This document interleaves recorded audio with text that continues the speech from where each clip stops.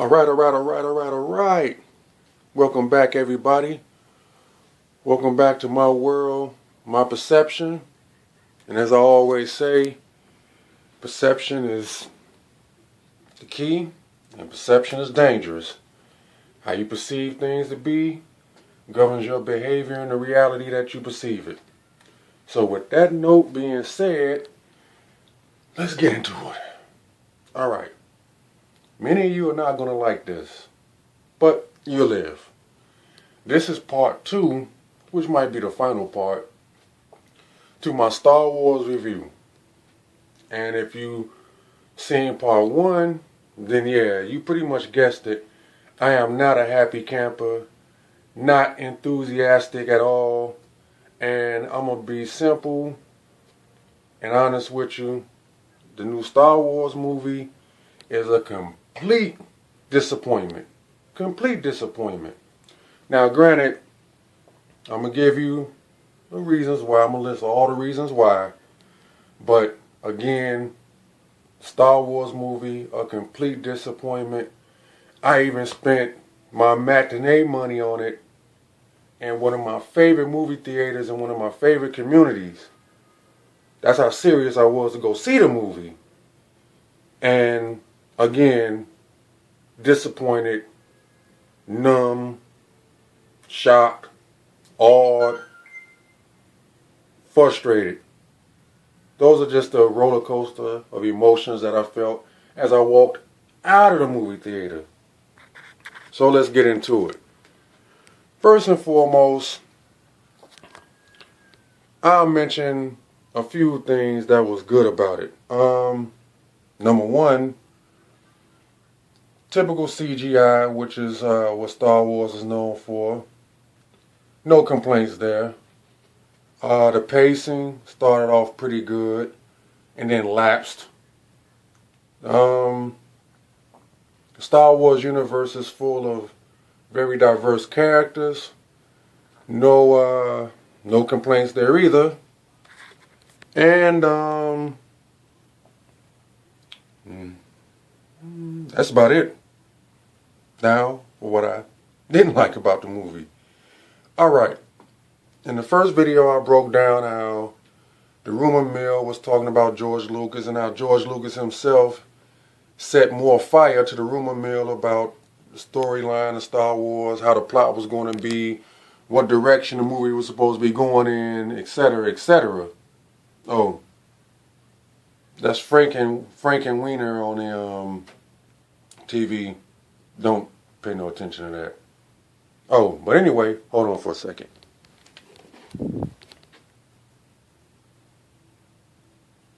I just bought those today. Yes, a shameless self-plug. I love Puma, among other things. So, one more time. Look at that. Look at that style. Look at that.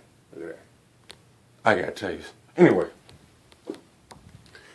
So, alright. Complaint number 1.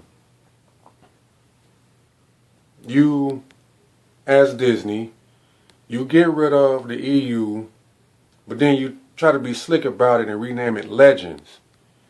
But you say it's non-canon. Alright. You're Disney, you can pretty much do what you want.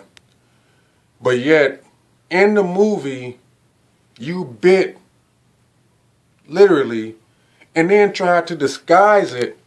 You bit pieces of the EU. And therefore, I feel like if you're going to rob the EU, you should at least did it right. Every piece of the EU that you bit, that you robbed, that you tried to give a Jenny Jones makeover to, was an epic fail. Let me just list a few things. First and foremost, the fact that Han Solo has a son, that's EU. Now, I don't know if they're going to officially say that it's Jason Solo, because for everybody that's been following Star Wars in the expanded universe, you know that Leia and Han had 3 kids, 2 twins, and another child, Jason, Jaina, and Anakin. So, With that being said, that's EU. You turn right around after saying that the EU, Disney's supposed to be going in its own direction and the EU is non-canon, but you go and you try to do a Puff Daddy remix of the EU by inserting that Han Solo has a son who goes to the dark side, shames Luke, and then eventually ends up killing his father. Yes, Han Solo dies in the movie. Again, if you haven't seen the movie by this time, tough. Deal with it. Anyway, in the EU, in the New Jedi Order, Jason Solo eventually turns and becomes the Sith Lord Darth Caedus, only because he was captured by the Yunzin Vong when the Yunzin Vong invaded the galaxy, and he was put in a very extreme and creative torture device called the Embrace of Pain, and they broke him. And a Sith was there. How the Sith and the Yunzin Vong was working together, that's another story. But a Sith was there, and while Jason was getting broken, he was also getting re-indoctrinated. Now, he didn't realize it at the time that he was being re-indoctrinated, but he was being re-indoctrinated. And the programming came full swing way after the events of him being captured by the Yunzin Vong and being rescued and returning back to Republic space and continuing to fight in the battle. The programming activated itself and came full swing. So yeah, he ended up becoming Sith Lord Darth Caedus. He only had a 2-year run.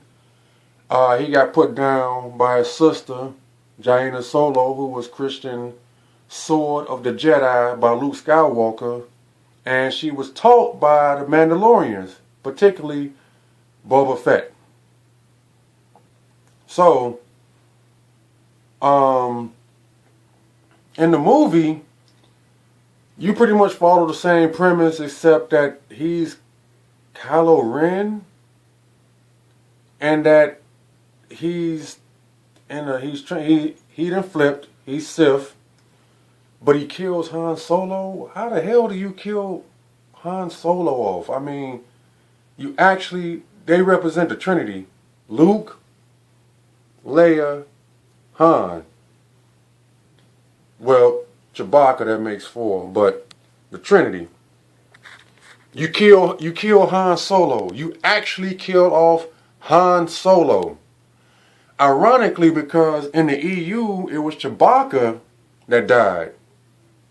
Again, this is during the Yunzin Vong War.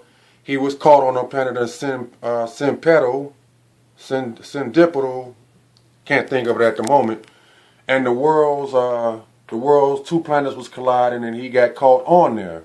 That's how pretty much Chewbacca died. But you flip it in the Star Wars movie, and you make it that Han is killed by his own son, who then flipped Sith. Let's talk about Sith. Who the fuck is the new Sith Lord? Who the fuck is the Sith Master? Who is Snook? I grew up with a cat named Snoop. Who the fuck is Snook? There's no trace of this guy in the EU. None. So that tells me that Disney created this character out of their ass. Also, if you're honest, that's if you're honest, if you take a good look at this new Sith Lord, Sith Master, Snook, he has a very striking, uncanny resemblance to the infected zombies in I Am Legend. If you don't believe me, go back and watch Will Smith's movie I Am Legend. Take a good look, a real good look at the infected zombies in that movie, and then go back and watch Star Wars and look at the Sith Master that's pulling Kylo Ren, aka Jason Solo, strings He looked like an avatar-sized infected zombie from I Am Legend. And this is the character that Disney decided to make rather, the Sith Master. Remember, the ruler too, Master and Apprentice, which I'm surprised Disney stuck with that. But again, he looks like the infected zombie from I Am Legend. What the fuck is up with that? Alright. Another complaint. There's parodic scenes throughout the movie that imitates other scenes in the movie, not just rip-offs from the EU. Rip-off number 2 from the EU, Luke being in exile. Alright, based on this movie, Luke goes in exile because Kylo Ren, aka Jason Solo, decides to flip out, probably murder all the other Jedi. Shames Luke. Luke is guilty, so he puts up his lightsaber, gives it to some chick, and she puts it in a treasure chest, and he heads out to parts unknown, literally. Well, in the EU, when the Jedi was going crazy because there was a force that was in the Mall, or that's a part of the galaxy where there's black holes everywhere. It was an ancient force that was there named Abeloth, who was influencing the Jedi telepathically and causing them to see each other as enemies. Therefore, they was flipping out, or see other people or other beings as entities and causing them to flip out. And at the time that this was happening, Luke Skywalker was the Grand Master of the Jedi Order. The Jedi Order is pretty numerous, but it was really, really during chaotic, intense times because the Imperial Remnant had teamed up with the Republic, aka the Galactic Alliance, and many of the former most of the Imperial Remnant was now politicians in the Galactic Alliance. And little did the Jedi know that this was all a plan with by the Imperial Remnant, the higher officials of the Imperial Remnant, and the Mandalorians to first defame, badmouth, and give the Jedi a lot of bad press. And then once the sentiment of the people turned against the Jedi, that was going to make it easier for them to systematically wipe out the Jedi.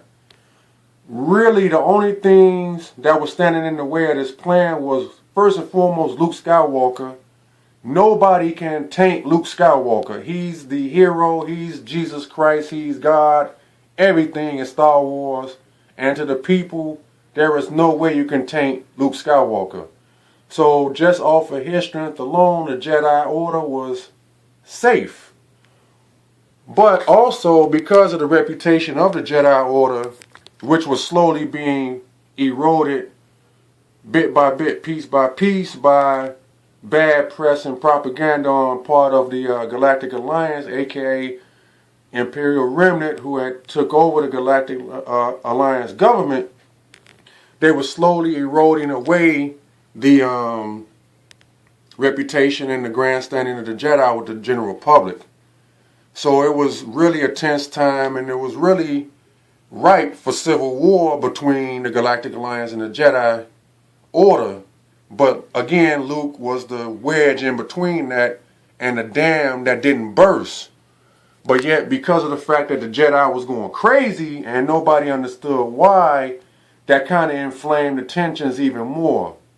So Luke struck a deal with the Galactic Alliance, with the president of the Galactic Alliance, who was a female Moff, and he decided to leave. And it was a self-imposed exile that had hidden meanings behind it. He really wanted to know, one, what was driving the Jedi crazy, and was it out there? And two, he was retracing the footsteps of Jason Solo. So he did this, but they didn't know about it. He was just like, well, okay, I'll leave in exchange for me leaving, you all got to play it cool with each other. Government, Jedi Order, keep it playing cool. So Luke left a lot of the other masters in charge, like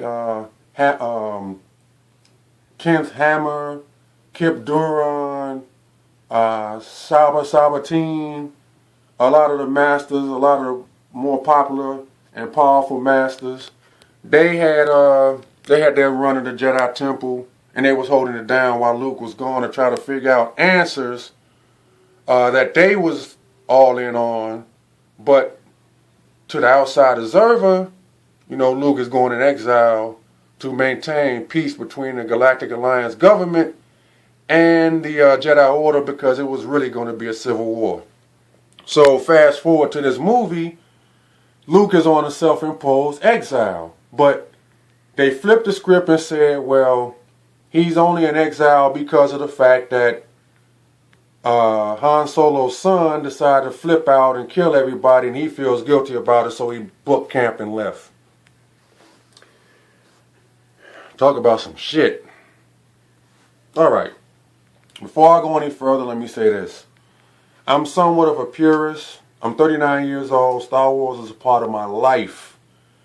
I've watched every movie, including the remixes, the prequels. I've read almost every book that the EU has ever came out with. Follow the video games, etc., etc. So I guess you can say I'm a purist, but not quite. I do believe in flexibility, but also always ask the internal question, why can't Hollywood just follow page by page, script by script? They do it with certain movies like 300, The Watchmen. They do it with those movies, but they couldn't do it with Star Wars. You declare the EU non-canon and then rename it Legends. But yet, you're still ripping off bits and pieces from the EU and you're putting a remix on it. I don't get that at all. I really don't. Also, you had more than enough material to build movies off of. I mean, to be honest with you, Star Wars has enough material to build movies forever. But if you want to talk about continuity, then the stories that would make sense the most would be the Hand of Thrawn trilogy and then the New Jedi Order. That's continuity. But instead, Disney and J.J. Abrams, not too much to the fault of J.J. Abrams, but he does carry some of the blame because he was brought in to create the movie and give it life. But he's also subservient to Disney, and Disney has the final say because Disney is the machine. But that's another story. So anyway, why couldn't you just take those stories and dissect them and tie them in and then make sequels? Makes sense to me. Characters, places, species, events, everything is already done. You just got to pick the parts, tie them in, make them cohesive, and then play it all out on the big screen. But instead, you chose to mix and match bits and pieces from the EU that you declared non-canon and then renamed Legends, and then you reenacted scenes from older movies. Now let's get into that.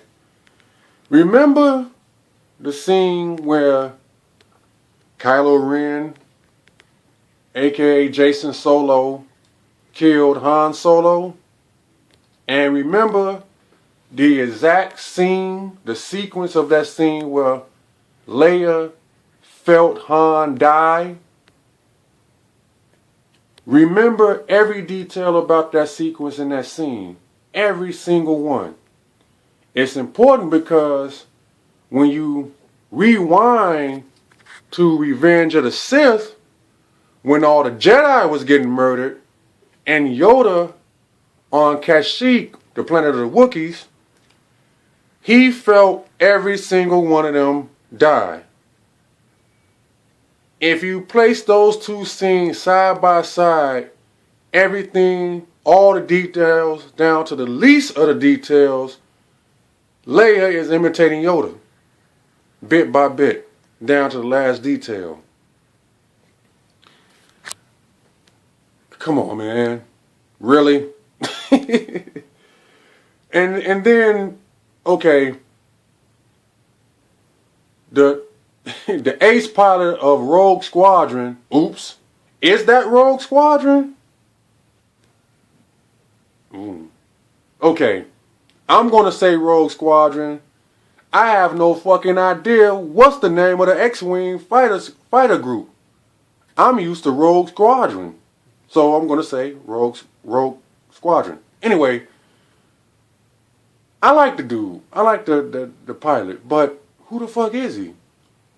Now, back in the actual Star Wars universe, Wedge Antilles and Corran Horn are the ace pilots of Rogue Squadron, along with Luke. But Wedge is actually the best pilot. He's a much better pilot than Luke. And Luke got the Force.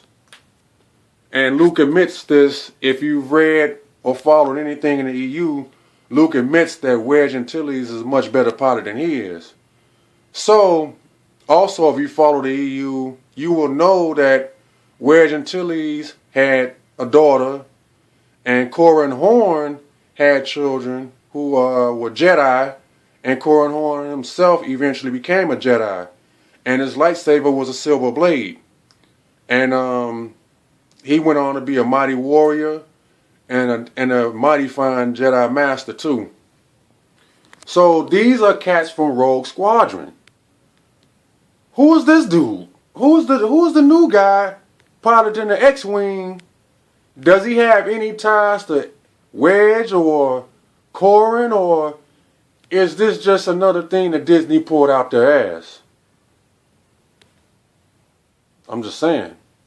See, for people that has followed Star Wars extensively, especially when it deals with the EU, you know too much. You're aware of too much. So when a movie like this comes out, even if you're not trying to, subconsciously you're trying to say, you're looking at this movie and you're trying to link back scenes to anything that you can find a reference point to, like the EU or previous Star Wars movies. But in any case, another scene was, well,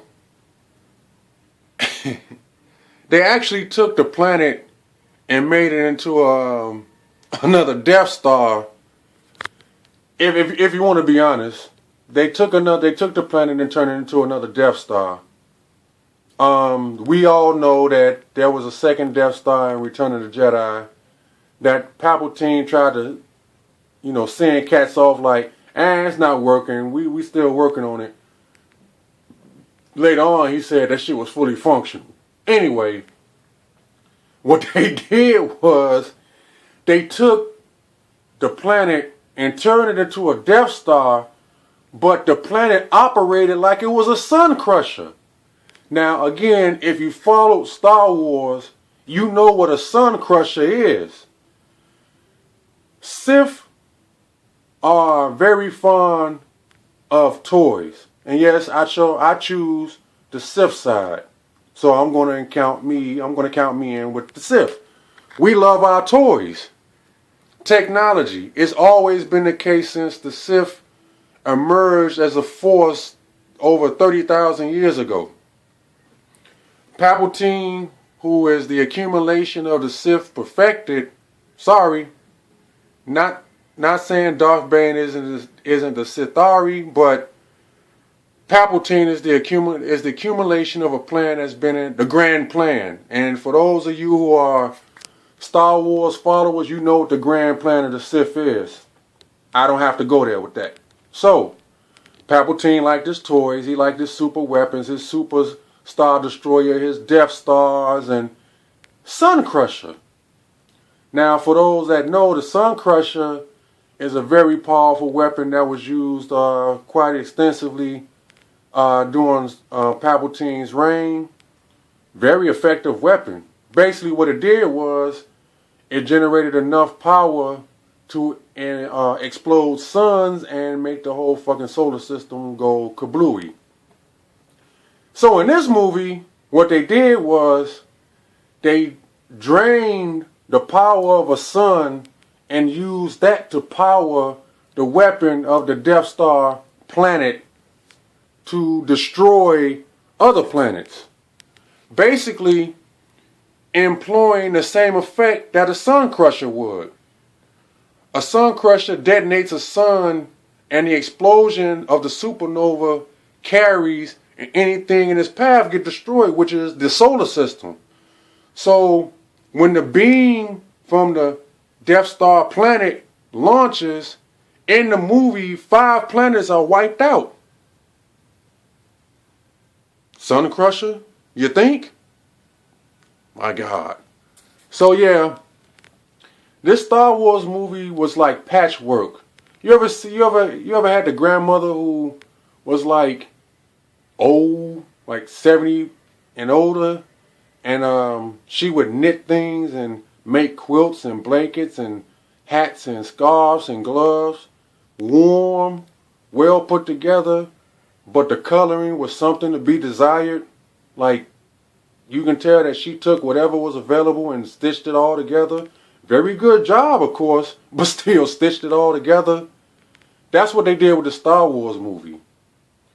I mean, when you look at it, Finn, who's a stormtrooper who has the Force awakening him, and then the chick has the Force awakening her, but in her, the Force develops a lot faster, but in Finn, the Force develops slowly. And nothing is more evident than the application of Force powers and the duel with the lightsabers. Finn tries to duel Kylo Ren with the lightsabers, and he stands his ground, but it's clear that he doesn't know what the fuck that he's doing. But yet, he's in tune with the Force. Now the girl picks up the lightsaber. She's in tune with the Force, but apparently she's more deeply in tune with the Force than Finn, because she not only stands her ground, but she also drives Kylo Ren back. And speaking of Kylo Ren, his training isn't even over with.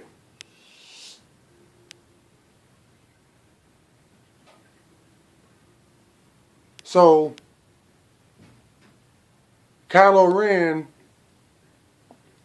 isn't even a Darth yet. Go figure. But this chick is able to stand her ground with him, and her Force abilities are awakened. But apparently, the Force in her is a lot stronger than the Force in Finn, because Finn lost the battle and almost got killed. Whereas this was a stalemate, so to say.